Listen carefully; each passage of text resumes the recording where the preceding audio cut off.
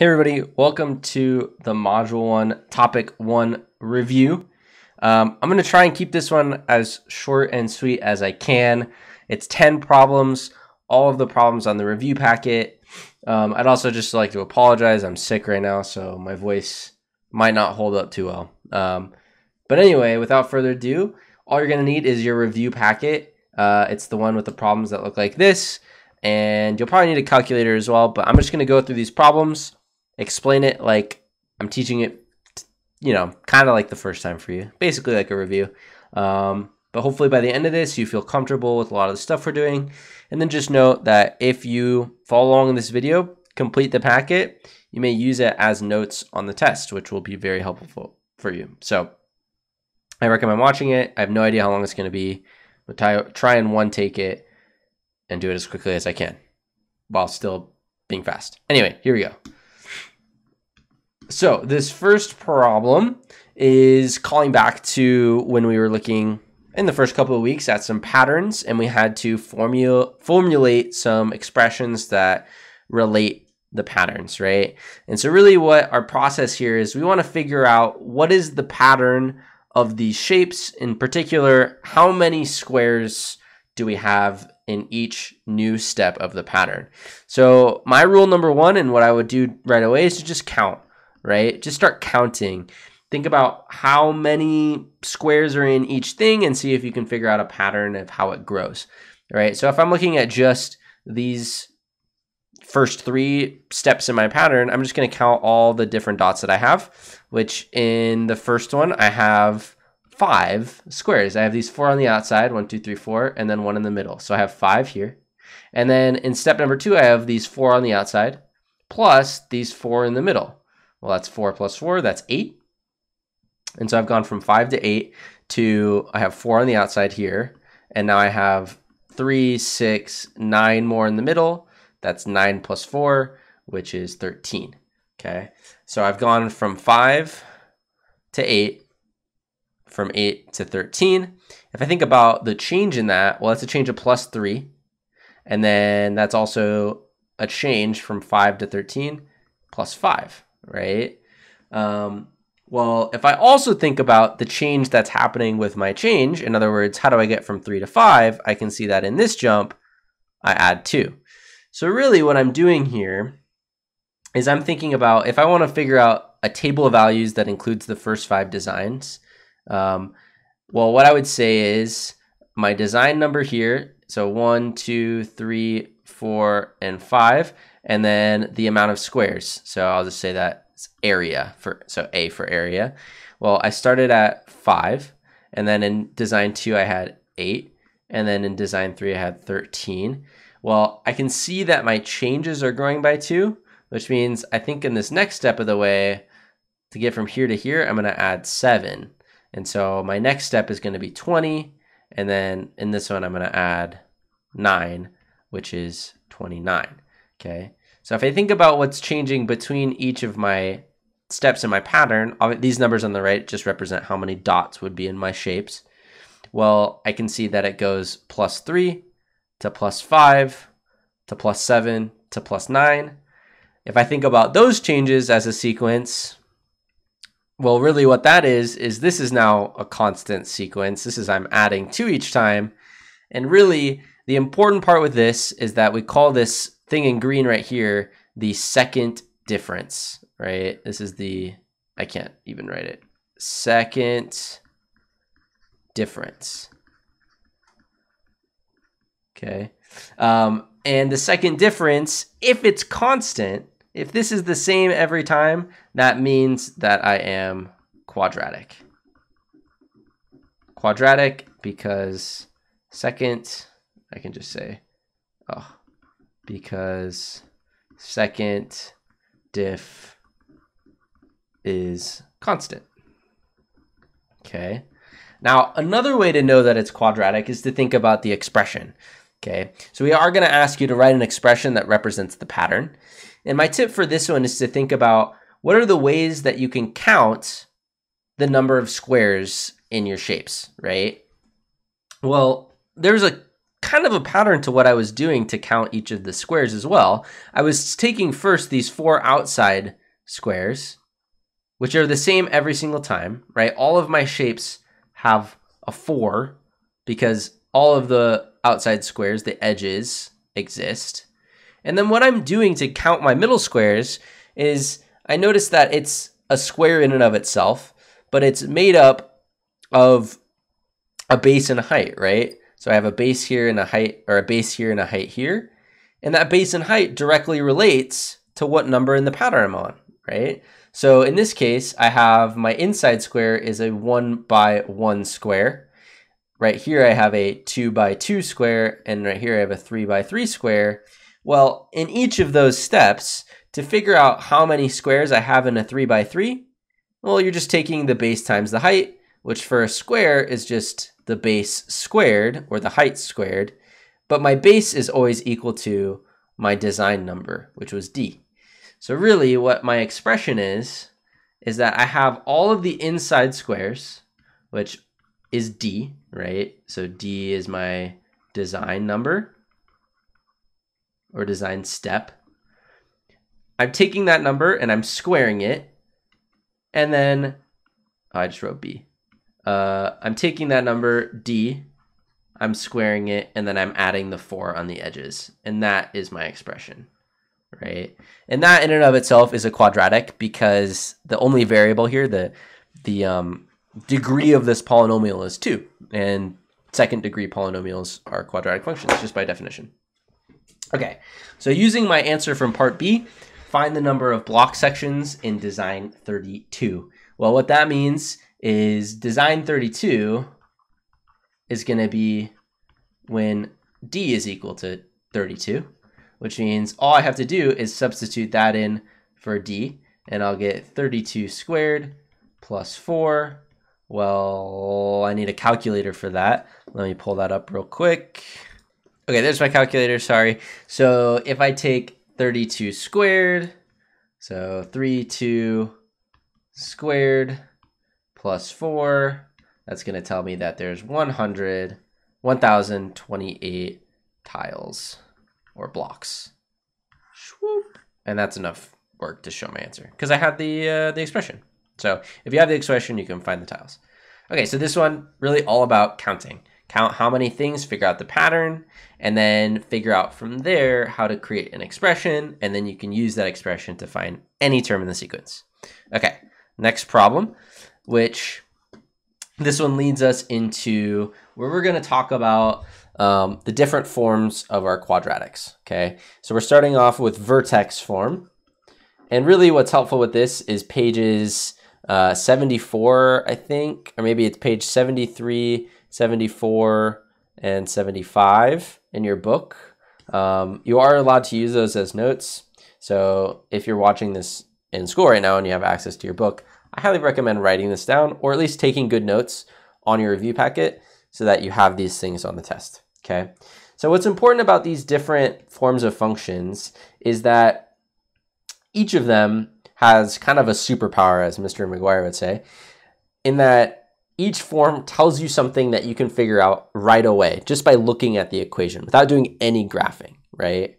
And in this case, in vertex form, as the name implies, we can actually figure out the vertex right away. But in order to do that, let's figure out what just the general form, without any numbers essentially, and that is always f of x equals, I mean, it doesn't have to be f of x, it can be anything, like this is j of x. So a times x minus h, quantity squared, plus k, all right? Now, what's important about this is the numbers h and k, all right? And in fact, our vertex is always going to be the point h comma k. But what you have to notice, and this is the tricky part of vertex form, is that in my general equation, right, before I added any numbers or thought about it in context, I have this h being subtracted, right? This is x minus h. And so what that signifies to you, what you have to do when thinking about the problem is you have to flip the sign, right? In other words, if it was negative in the equation you're given, that means it's positive on the actual vertex and vice versa, right? So you're going to flip the sign when you find the vertex, okay? The reason you're doing that is because you're taking away from the input, so x has to make up for that. If I take away 3, which in this case I'm doing, that means x has to be 3 greater than it was before, which is going to shift my graph to the right, okay? So think about in vertex form, this is your left and right movement or your horizontal, and it's kind of backwards from what you would think. Okay, so that's one way to just remember it. For horizontal, just do the opposite, right? If it's plus, then you move to the left. If it's minus, you move to the right, okay? Now for this k, you just do it as it says. This is all good, right? This one's just your vertical, which is your up and down movement, and this one just stands, right? Because it's plus k, so I just use the k as it is, all right? So based on that, and there's only one more thing that we can learn from vertex form, which is from this letter A, and this answers my first question. So the concavity, well, it comes from the letter A, and if A is positive, then it's concave up like a cup, and if A is negative, then it's concave down like a frown, right? Because if you're negative, then you're sad and you're frowning, and if you're positive, then you're positive and like cup because you're happy, because cups are happy. Anyway, so in this case, to answer, is the graph concave up or down? Well, I just have to look at the first value, which is A, and I see that it is -2, which means that this is concave down because it's negative. All right, sweet. So that's our first part down, and that works for all of these forms. But next we have to think about this vertex to find the axis of symmetry. So what we're going to do to answer B and C is think about what this graph could potentially look like. So I'm just going to draw just a random parabola. I don't know if this is right or not, but maybe it looks something like this, okay? Actually, let me redraw that. Let me redraw my axes. I don't trust my axes. Let me redo it one more time. I can make them straighter. Here we go. That is so much worse. That's immeasurably worse. All right, there we go. That's pretty good. So I just have some parabola like this maybe. Okay, and what's important about a parabola is that it's symmetrical, and it's symmetrical at the vertex, right? Whatever the middle point is. If I ask you to fold this parabola in half, wherever you would fold it in half is the axis of symmetry. Well, that always happens at my vertex, at the x value of my vertex. And so all you need to figure out for the axis of symmetry is what h is. So it's always going to be x equals h. And we find h in the inside of my parentheses, which in this case is being subtracted 3, right? X minus 3. Well, that means that h from my original equation is 3. And so my axis of symmetry has to be at x equals 3. Okay. Well, we can also figure out the vertex. The vertex is just 3 because that's where my axis is. And then this number on the outside, which is k, my vertical shift, that tells me how far up or down I'm going to move. Since it's plus 7, that means that my vertex is at 7. So my vertex is at 3, 7. In other words, we flip the x and leave the y the same. Okay? So then all we have to do lastly is to figure out the y-intercept. And to think about that, we can't just look at our equation anymore, which is a little bit sad. We have to do a little bit of math, but really we have to just know what happens at the y-intercept. Well, on any graph, and if I look at my graph that I drew right here, right? On any graph, the y-intercept happens when it crosses the y-axis, right? Now, when the graph crosses the y-axis, that means that the x value is always at 0, right? The y-intercept always happens when x is 0. So to figure out what the y-intercept is, what we're going to do is plug in x equals 0 into our original equation. In other words, we're going to find j of 0. So you can just replace, every time you see an x, replace it with a 0. That means this, j of 0 equals -2 times, and then if you see an x, I mean, you could write 0, or you don't even have to write it at all. I'll just write 0 minus 3 squared plus 7, okay? And now this is something that you have to just figure out and solve. This is just a number, right? Now, you do have to remember PEMDAS, or you have to do things in the right order of operations. I'll probably talk about it later, but PEMDAS is just a lie, by the way. Really, all I have to remember is that parentheses exist. So you just have to do the parentheses first, which in our case is going to be this. It's -2 times, well, 0 minus 3 is just -3 squared plus 7. And then you have to do the parentheses first, which includes this exponent. So then it's -3 squared. Well, that's just positive 9. So then I get -2 plus times 9 and then plus 7. Well, then -2 times 9 is -18. And then plus 7 is -11. So that means that my y-intercept happens at x is 0 and y is -11, which is the point 0, -11. All right? And that works every single time. So the y-intercept, your step is to just plug in x equals 0, or just take away the x's. Every time you see an x, don't write it, okay? Or replace it with 0. Cool. So that's vertex form. I think this one is probably the best out of all of them, in my opinion. And then when you get to this one right here, find the y-intercept, you could just plug this into a calculator if you want to make sure that your order isn't wrong. So, you know, all you would have to do is just open up your calculator and then type it as you see it. So you would just type -2 times 0 minus 3 squared plus 7, and we get -11. So it worked, right? Cool. All right, let's move on to the next problem, which is standard form, okay? So standard form in this case is this, generally, without any numbers. It's always f of x equals ax squared plus bx plus c, okay? Now, this one we do a lot, and we do a lot of changing, right? We see a lot of problems in standard form, and a lot of the problems we give you is to get it out of standard form using the quadratic formula or factoring or stuff like that, okay? But it does have a superpower, right? And the superpower of the standard form equation is the y-intercept.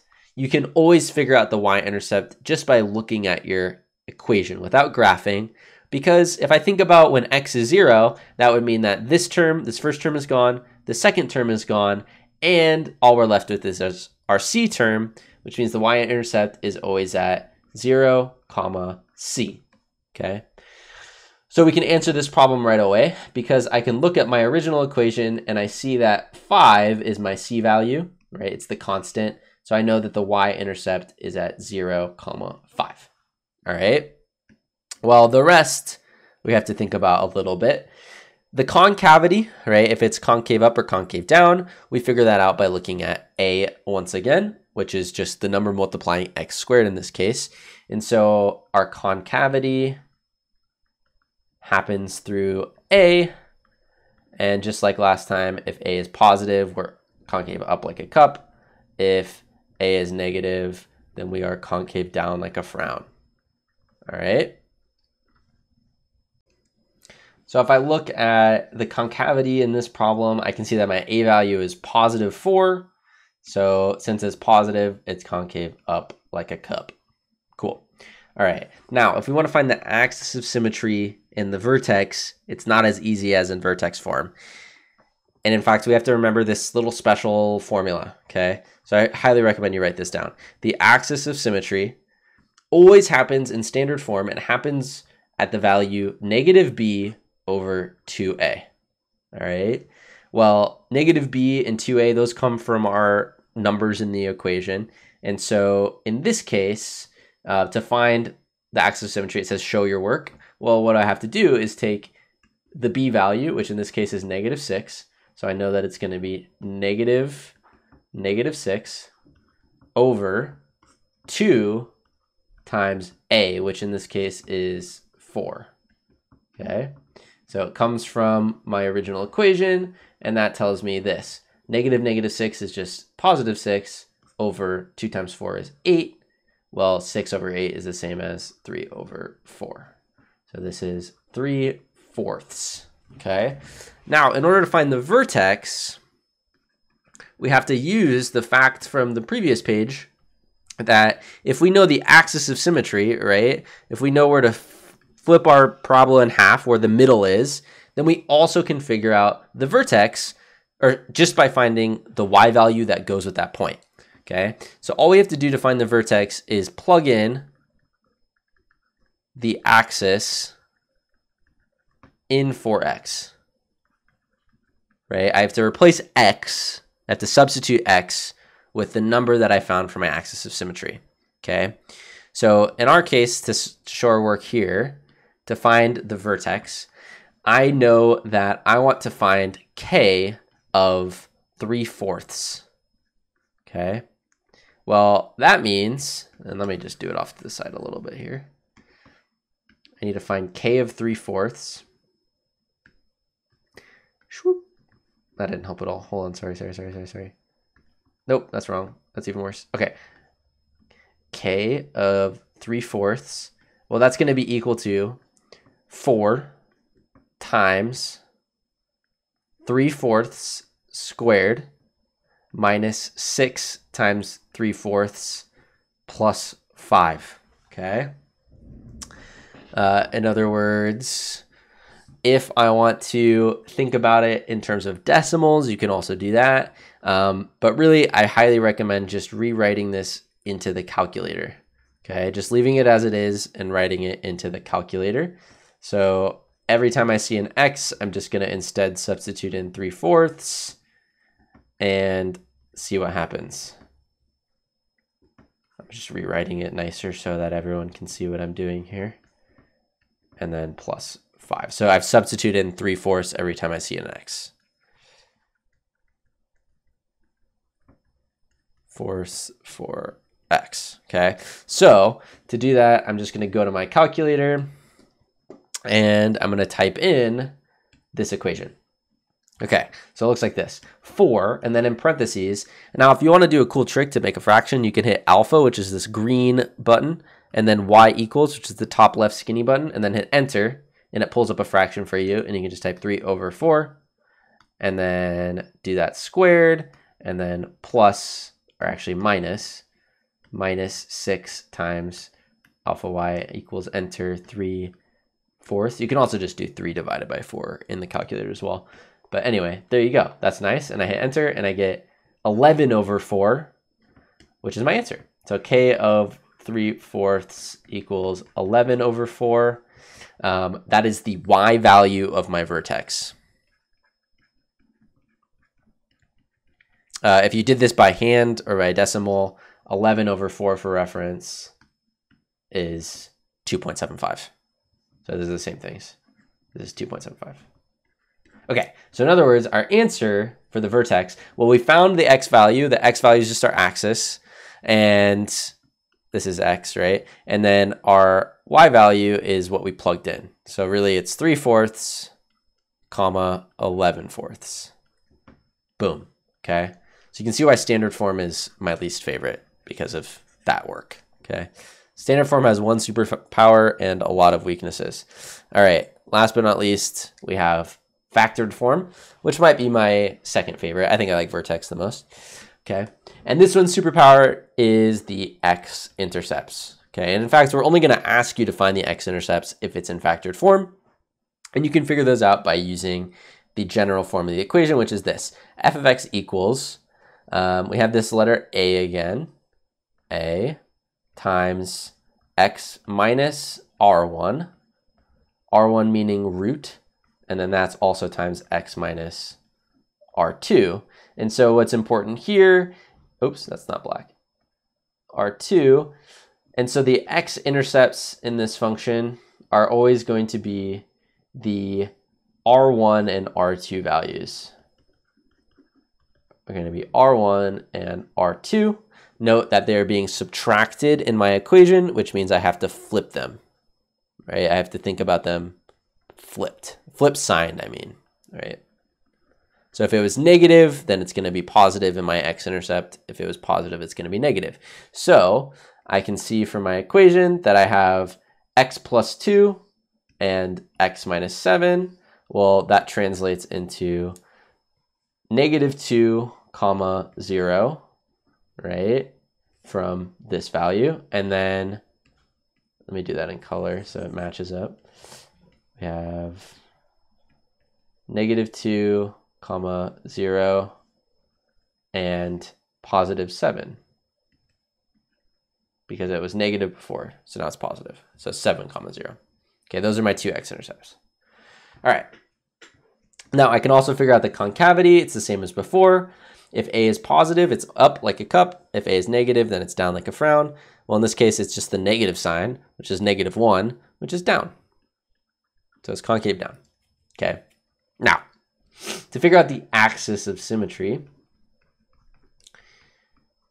we are not going to use -b/2a. Instead, we're going to use the fact that if I know where my two x-intercepts are, in this case, like -2 and 7, right? Oops, that was so bad. Hold on, let me redraw. Like this or something. Well, I know that the x-intercepts are always the same distance away from the middle of my parabola, right? So that if I can find what's in between my x-intercepts, I know what my axis is. So it's the number in between my x-intercepts. In other words, you can find the midpoint, which is this. It's R1 plus R2 over 2, right? It's just the average or the midpoint of those 2 points. So in our case, to figure out the axis of symmetry to show our work, I would just say R1 is -2. R2 is +7, right? I got them from this. And all I have to do is add those together and divide by 2. So I say -2 plus 7 and divide by 2. That's 5 over 2, which is my axis. So x equals 5 over 2. That's also 2.5, okay? Now the vertex is the same exact step as the previous in standard form. So for the vertex, you just plug in the axis for x once again. So in other words, in this case, I want to find m of -5.2. Or sorry, just 5 over 2. Why did I say that? That was totally wrong. M of 5 over 2, which in this case is negative. And then 5 over 2 plus 2. 5 over 2 plus 2. And then x is 5 over 2. And then -7, okay? And that's something I can just type into the calculator. So if I do that, I get this. Let's see. It might be easier to also think about it as a decimal, but we'll just do it like this. So I'll put a negative sign in front of my parentheses, so using this negative button, and then I'll say alpha y equals 5 over 2 plus 2, and then another set of parentheses, alpha y equals for a fraction 5 over 2 minus 7, and I get 81 over 4. Well, that's my answer. So m of 5 over 2 equals 81 over 4. For reference for you decimal folks, 81 divided by 4 is 20.25. And so really my vertex is at the point 5 halves, 5 over 2, comma, 81 over 4. Sweet. Okay.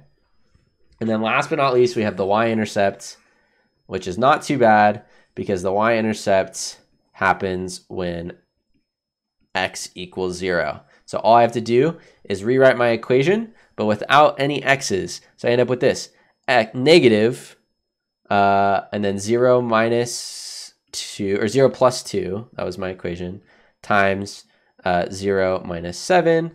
Well, that's the same as negative 2 times 7, negative 7, which is positive 14. Okay, cool. Because the negative times a negative is positive, times 2 is positive. So I get 14, 0. So it's x is 0, y equals 14, 0, comma 14. All right, cool. We did all of those ones, which is a lot of stuff, but I hope you feel more comfortable on it. Really what's important is to figure out the axis and then work your way from there. All right, on to solving. So actually, no, we have a few more. We have one more of this stuff of talking about quadratic forms, all right? So using those notes from the previous page, we're gonna see if these equations can make sense for this parabola. Now notice this has no scale whatsoever. So these y-intercepts or x-intercepts could be anything. We just have to think about if they're positive or negative, right? We do know where the negatives exist. They happen over here, the positives over here. So we can still quantify that, but we don't know the numbers, okay? So I wanna think about a few things. What I can view from this graph is always the concavity. And then, so I can see if it's concave up or down, depending on my number. In this case, we're up. So I need to have a equation with a positive a value. Both of these do, okay? I can also figure out my x-intercepts. In this case, I know that one is negative. Looking at my graph, right? Over here, this one's negative, and then one is positive. So if there's a way that we can figure out the x-intercepts, then we can also do that as well. They have to be one negative, one positive. And then I also know that my y-intercept is negative. It happens down here. And then last but not least, I know my vertex is in quadrant 3, which means that x is negative and y is negative, okay? So the x value of my vertex is negative and the y value of my vertex is negative. So if all of these things are true with the function that I'm given, then it can work. If any of them fail, then it doesn't work, all right? So let's look at this one right away. So let's check the concavity. Does it work? Yes. So the concavity is a check. Cool. And then the only thing we can figure out from standard form as well is the -2 being the x-intercept, or the y-intercept, which also works. Okay, the y-intercept is negative. All right. Now we can even go a step beyond and think about the axis of symmetry. I know it's going to be at -b over 2a. Well, in that case, this would be -6 over 6, which is at -1, which is definitely a possible place this could be. So I think this one entirely works, yes, for all of these reasons. Number one, the concavity is up, like a cup, right? So that works, that matches our thing. Second of all, the y-int is negative. So that works, okay? And then last but not least, the axis is negative as well, which also matches our graph. So this one entirely works, all right? Awesome. Now keep in mind, if you want to say yes, you have to say yes to everything. There has to be no things that it couldn't work, all right? Now for this one though, we take a look, and in this equation, our concavity is positive, which is good, but this is in factored form, which means I can figure out the x-intercepts. However, this tells me that there's an x-intercept at -4, and this tells me there's an x-intercept at -3. We already agreed that one x-intercept is negative and one is positive. This cannot work, okay? Just because of that. Just because these are both positive, it cannot work. So, no, because both x-ints are negative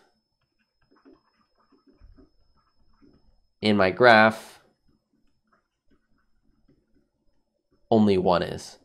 One x-int is negative.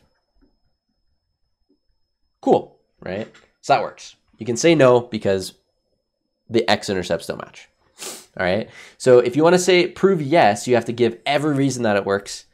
If you want to say no, you only have to give one reason why it doesn't work, right? Proof by counterexample. All right, cool. Next problem. All right, this one's all about solving, and this one's solving completing the square. All right. So I did a video on this, but I'm going to do this one as well for extra help. So here we go. X squared minus 18x plus 74 equals -6. What I need to do in the completing the square case, my goal is to make the left side look like this. X plus or minus something squared equals, and then everything else, right? So I want this nice, like, same thing multiplied by itself, right? I want something x plus something or x minus something in parentheses being squared, okay? Now, what you're gonna do to figure out what you want is look at the b value, the thing in the middle, right? This is important. To figure out what your goal is, it's always gonna be x and then plus 1/2 b, okay? If you want a little tricky way, like a little cheater shortcut way, all right? This is your goal. Always your equations is gonna be this. X plus 1/2 of b quantity squared, okay? Well, in this case, b is -18. B is equal to -18. So my goal, because 1/2 of b over 2, is -9. So my goal, actually, for this one, is to be this, x minus 9 quantity squared. Okay, I want the left side to look like that. Now, you also have to know what happens when you multiply this out, right? This is the same thing as this, which you have done on Mathia, and we also did it in Algebra and a little bit this year, but really it's all about distributing, okay? Now, all you need to know is that when you distribute this out, you're gonna end up with an x squared, and then you're gonna also end up with a minus 9x and a minus 9x. Oops. You're gonna end up with x squared, a minus 9x and a minus 9x, which is minus 18x, okay? Which is good, that's what we have here. And then, it's right, we also chose -9, but you're also gonna end up with -9 times -9, which is plus 81, okay? So, we actually want the left side of our equation to look like this, x squared minus 18x plus 81. Well, what's different between this and this?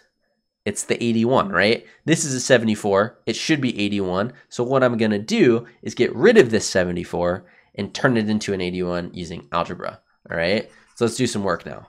We know what we wanna get to. We wanna get to our left side looking like x minus 9 quantity squared. All I need to do now is get it to look like that. All right, so first thing I'm gonna do is get rid of the 74 by canceling it and subtracting on both sides, all right? So I end up with this, x squared minus 18x, and that's lit because I cancel these out, equals -6 minus 74, that's -80, okay? But now what I'm gonna do, because in this equation now I have an 81, there's no 81 over here, so I'm gonna add 81 to both sides. Right? Everything I do to one side, I have to do to another. So I end up with x squared minus 18x plus 81 equals, well, -80 plus 81 is 1. All right? Now the reason, now these match, this matches and this matches.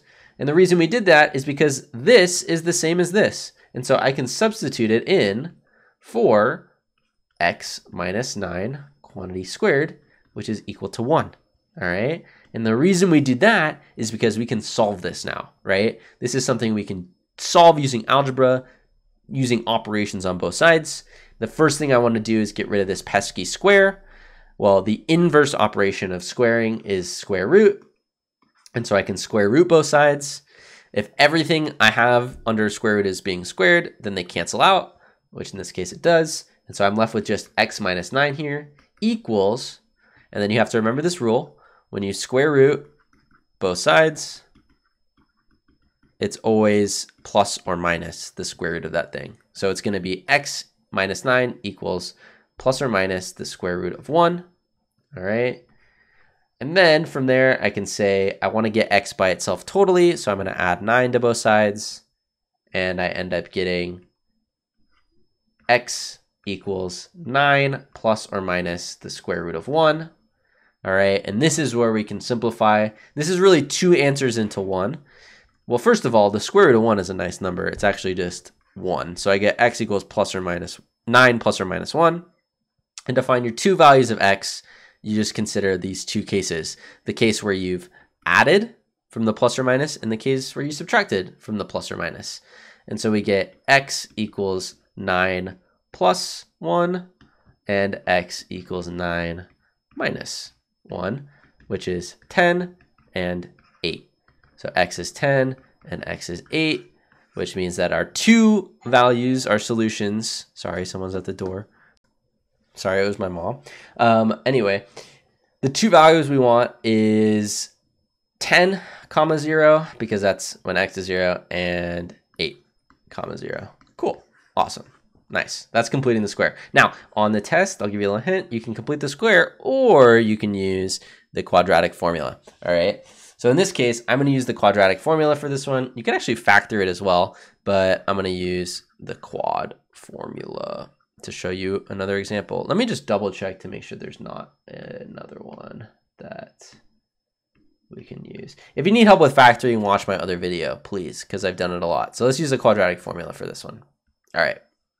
So to remember the quadratic formula, it is this: x equals negative b plus or minus the square root of b squared minus 4ac all over 2a. Yeah. All right. Where a, b, and c come from the terms in my equation. All right. So it comes from the fact that a, b, and c are this. A is 3 from the 3x squared, plus b is 19 from the 19x, and c is 6 from the plus 6. Okay. Now the first check is that it equals 0. You gotta make sure that it equals 0. I guarantee you at some point in your life, you're gonna see an equation that isn't equal to 0. You have to make sure you subtract things from the right side so that you're set up in standard form and it equals 0. In this case, we're good. So we're ready to roll. All we have to do is take these numbers and plug them into our quadratic formula. So let's do that. All right, so I'm just gonna color coordinate the best I can. So x equals negative, and then I plug in 19 for b, plus or minus the square root of 19 squared minus 4 times a is 3 times c is 6 all over 2 times 3. Okay, so I've said x equals negative b plus or minus the square root of, let me rewrite that 19. It kind of looks like an a, which is not good. All right, this is 19.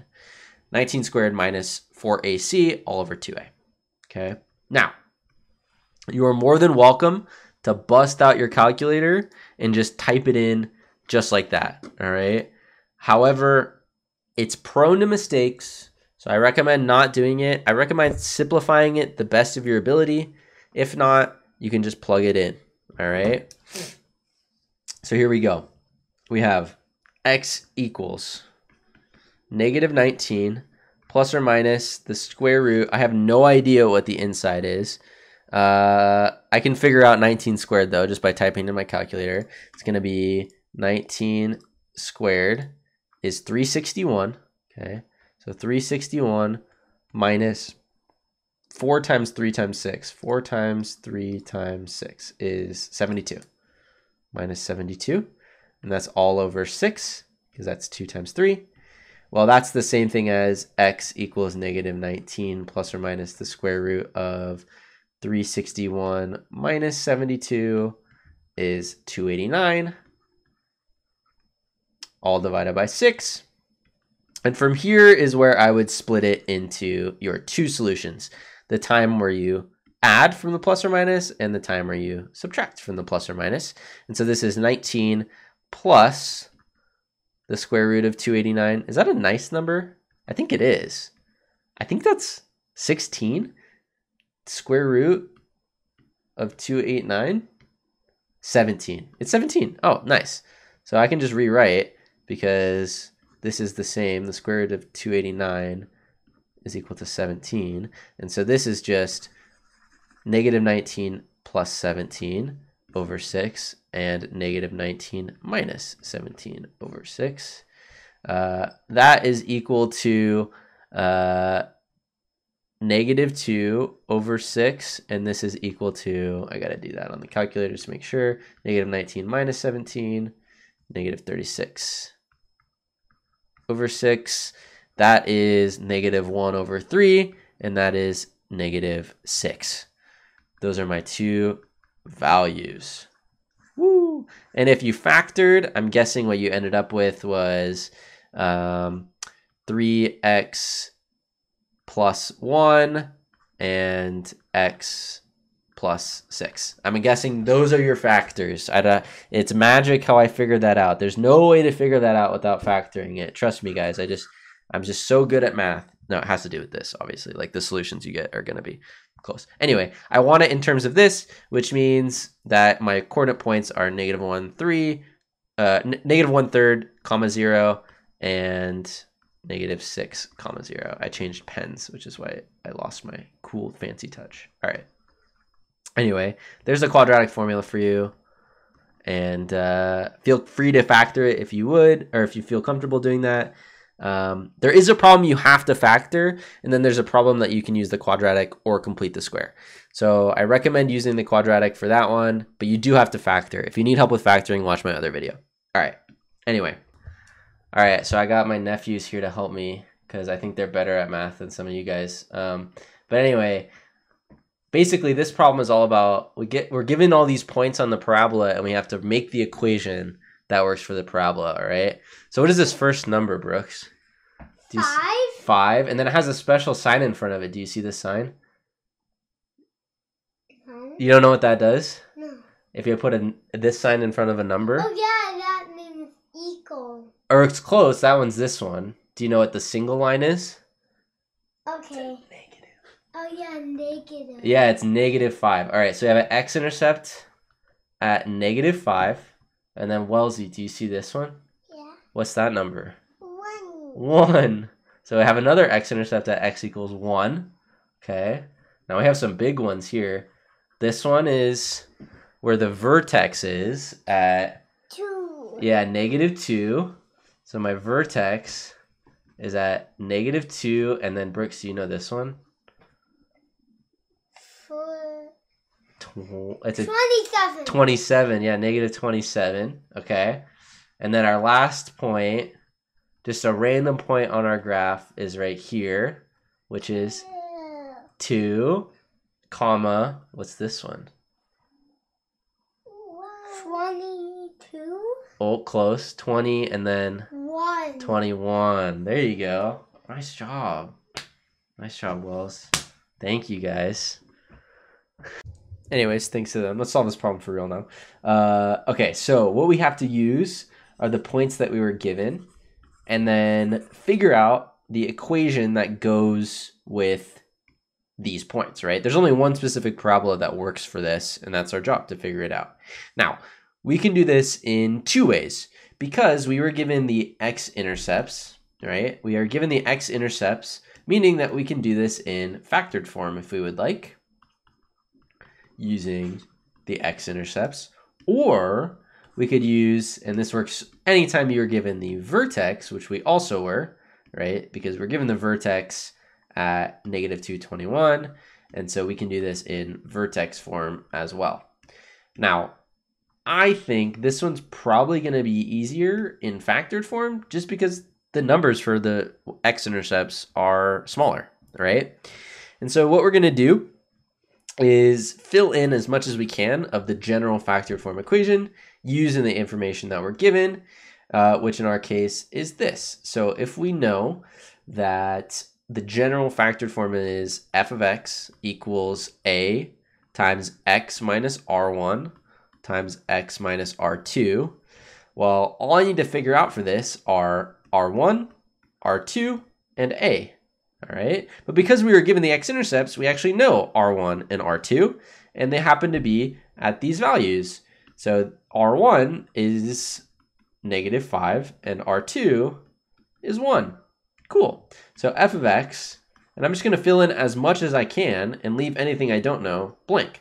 And the only thing I don't know is a, so we'll just leave that as a, but we can plug in what we know, which is x. I'm going to subtract r1, which is minus -5, which is +5, and that's that switch, right? And then we go x, and then r2 is 1, so x minus 1. And that is a pretty good equation, except for the fact that we don't know a yet, but we can figure out a by plugging in the extra point that we were given, right? We were also given this point right here, 2, 21, this random point. Well, this, if we replace it, because the x value of this point is 2, and the y value of this point is 21, well, in our equation, x is just x, and y is equal to f of x, right? Y is just the output, which is the same as f of x. And so I can just substitute in these values into my equation. Every time I see a 2, I'm going to write, or sorry, every time I see an x, I'm going to write 2. And every time I see f of x, I'm going to write 21. So that's this. I get 21 equals, still don't know a, but we can figure it out soon. Instead of x, I'm writing 2 plus 5 times 2 minus 1. And guess what? This is just an equation we can solve. Because this is equal to 21, a times 2 plus 5 is 7, and 2 minus 1 is 1. And so I end up with 21 equals 7a, which from here, all I need to do is isolate a. I can do that by dividing both sides by 7, and I get a equals 3, which means if I take my equation I had before, my f of x, that was only missing the a, I now know what a is. A is 3, so I'm just going to replace it. F of x equals 3 times x plus 5 times x minus 1, which is our final equation, x minus 1. That's our answer. This equation matches these points entirely. If you did it in vertex form, that's fine too. You would just use this point as h and k, right? Cool. And then solve for a again. But you should get something similar. All right. Next up, we have simplifying expressions using I and some polynomials with I. All right. So the important part here is that I is equal to the square root of -1, right? It's an imaginary number. When we type this into our calculator, it doesn't work. Our calculators aren't made for that. It only does real numbers. So we have to use our brains a little bit. Okay. So here's the goal for these problems. You want to have the smallest square root, right? Smallest number in a square root possible. So you want the smallest number left inside the square root, and you want an I, right? That's all you want. You want the smallest number you can leave inside the square root, and you want it in terms of I. All right, so what does that mean for us? Well, in this problem, I can see that I'm trying to break down and simplify the square root of -30.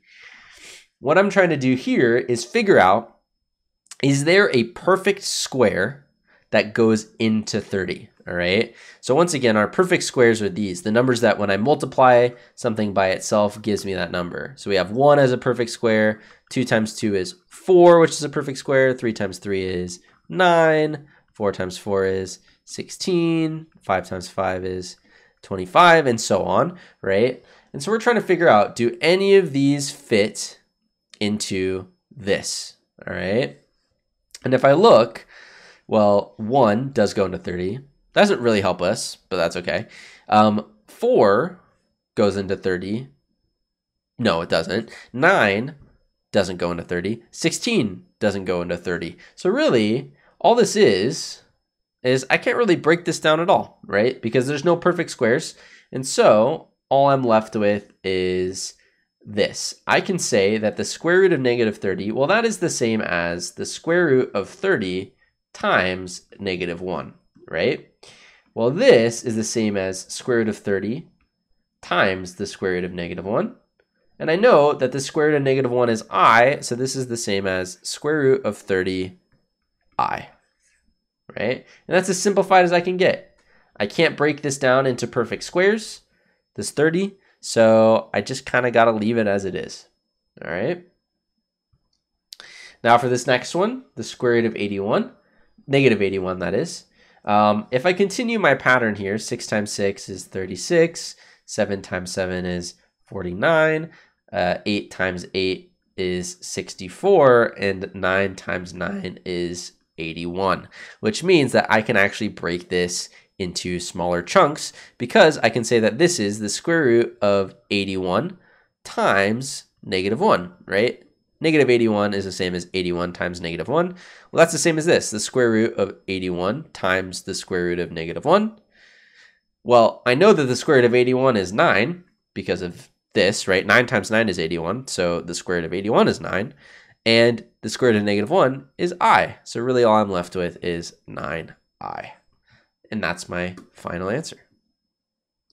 All right, we're almost there. We're at the final problem where we need to perform each operation with some polynomials in terms of I. All right. So really all this is for the first two is all about distributing. Well, works for all of them. Distributing when you need to, and then combining like terms. All right.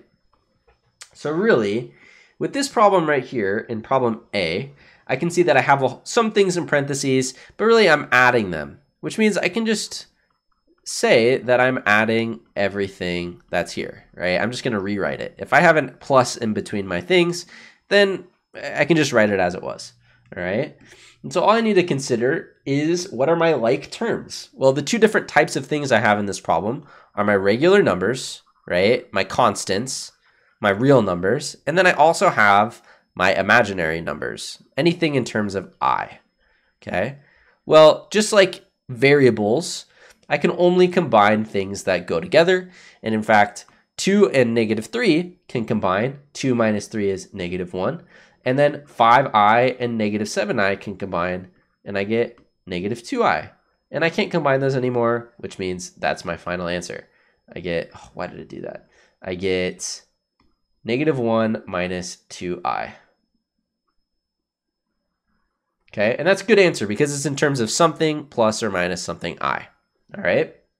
Now, this one we're going to have to distribute first, and then we can combine like terms.